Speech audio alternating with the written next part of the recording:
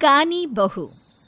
किशोरी लाल जी के बेटे राघव की शादी की बात जगह जगह चल रही थी, लेकिन किशोरी लाल जी को कोई लड़की पसंद ही नहीं आती थी। और उसकी एक ही वजह थी, किशोरी लाल जी का लालची होना। उनको लड़की वालों से मोटा दहेज चाहिए था और इसी चक्कर में एक दिन वो एक बहुत पैसे वाले के घर अपने बेटे का रिश्ता लेकर पहुंचे।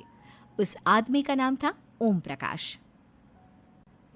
देखिए किशोरी लाल जी, मेरी एक ही बेटी है और मेरी सारी संपत्ति जायदाद सब कुछ मेरी बेटी नैना का ही है।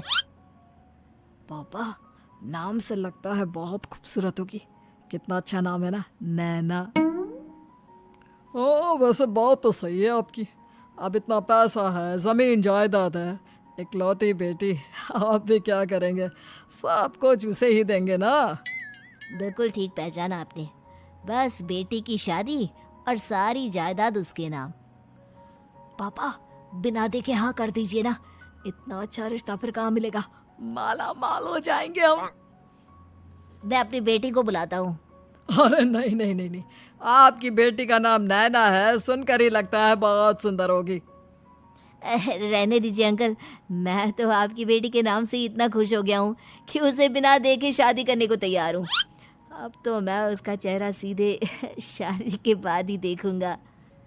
और इस तरह राघव नैना का चेहरा नहीं देखता और उससे शादी कर लेता है। शादी के बाद अपनी सुहाग रात पर जब राघव नैना का घूंघट उठाकर देखता है तो नैना की आंखें बंद थी। कितनी खूबसूरत हो तुम नैना, जरा अपनी आंखें खोलकर मेरी तरफ देखो तो सही। नहीं, मुझे शर्म आती है।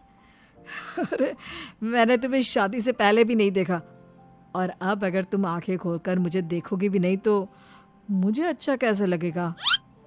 इससे पहले कि नैना अपनी आंखें खोलकर राघव की तरफ देखती, अचानक से लाइट चली गई और राघव नैना को पूरी तरह से देख भी नहीं पाया। अगली सुबह नैना राघव के लिए नाश्ता बनाकर लेकर आई। अरे ये क्या, आधा पराठा सीका हुआ है और आधा बिल्कुल कच्चा। ये तुमने क्या किया नैना?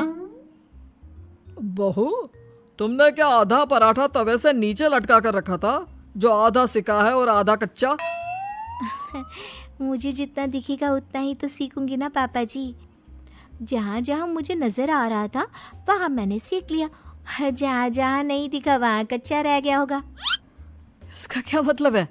ये कैसा मजाक कर रही है तुम? अरे बहू, तुमने इतना लंबा घूंघट क्यों लगाया हुआ है? देखो, हमारे घर में बहुओं को बेटी की तरह रखा जाता है, और फिर तुम तो इतना सारा माल लेकर आई हो। देखो, ये घूंघट डालकर रखने की कोई ज़रूरत नहीं है। हाँ नैना, पापा जी ठीक कह रहे हैं, तुम तो आराम से रहो, अपना ही घर समझो।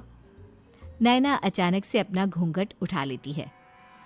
अरे ये क्या पापा, नैना की तो एक आंख फूटी हुई है। नाम से नैना, लेकिन ये तो कानी बहू निकली। मेरे साथ धोखा हुआ है, धोखा। बिना दिखाए अपनी कानी लड़की मेरे संग ब्याह दी। मुझे कानी बीवी नहीं चाहिए। मुझे अभी ओम प्रकाश जी से बात करनी पड़ेगी। आखिर उन्होंने मेरे साथ ऐसा किया क्यों? अरे, आप लोगों ने ही तो पापा से कहा था कि आप लोग शादी से पहले मुझे देखना नहीं चाहते। अब मेरे पापा पर क्यों इल्जाम लगा रहे हैं? अरे लेकिन उन्हें बताना तो चाहिए था ना कि तुम कानी हो, एक आंख से तुम्हें दिखाई नहीं देता। किशोरी लाल और राघव नाराज होकर ओम प्रकाश को अपने घर बुलाते हैं। पापा जी, ये आपने क्या किया? शादी से पहले बताया क्यों नहीं कि नैना की आंखों में परेशानी है? अरे, आप ही ने तो लड़की देखने से मना कर दिया था। अरे लेकिन आप बता तो सकते थे। आपको तो हमारी बेटी की प्रॉपर्टी चाहिए थी, वो भी पूरी की पूरी। अब क्या हुआ अगर उसे आधा दिखाई देता है? प्रॉपर्टी तो आपको पूरी मिल गई ना। अरे ये क्या बात हुई? मेरी शादी प्रॉपर्टी से नहीं, आपकी बेटी से हुई है। अब ये तो पहले सोचना चाहिए था, तब तो मेरी प्रॉपर्टी देखकर तुम्हारी जुबान लप लपा रही थी। लेकिन मैं कानी लड़की को अपनी बीवी बनाकर नहीं रख सकता। पापा, कुछ करिए ना आप। हाँ, करता हूँ। देखिए ओम प्रकाश जी, आप हमारे साथ ऐसा नहीं कर सकते। और तुम देखो, अगर तुमने मेरी बेटी से शादी तोड़ी ना, तो जो भी प्रॉपर्टी मैंने तुम्हें दी है वो तो पूरी की पूरी वापस ले ही लूँगा, और आधी प्रॉपर्टी तुम्हारी भी लूँगा। अरे मेरी आधी प्रॉपर्टी भला क्यों लेंगे आप? इसलिए क्योंकि मेरी बेटी को आधा नजर आता है और उसकी नज़र अभी तक तुम्हारी आधी जायदाद पर ही पड़ी है। अब तुम उसे घर से निकालोगे तो कुछ तो लेकर जाएगी ना। और अगर हम आपकी बेटी को अपने घर की बहू बना कर रखे तो? तो तुम्हारी पूरी प्रॉपर्टी तुम्हारी ही रहेगी, और जो मैंने तुम्हें दिया है ना, उसमें से बस मैं आधा लेकर जाऊंगा। अरे लेकिन अब आप अपनी दी हुई प्रॉपर्टी में से आधी वापस क्यों लेकर जाएंगे? अगर मैं आपकी बेटी को अपनी पत्नी बनाकर रखने को तैयार हूं तो?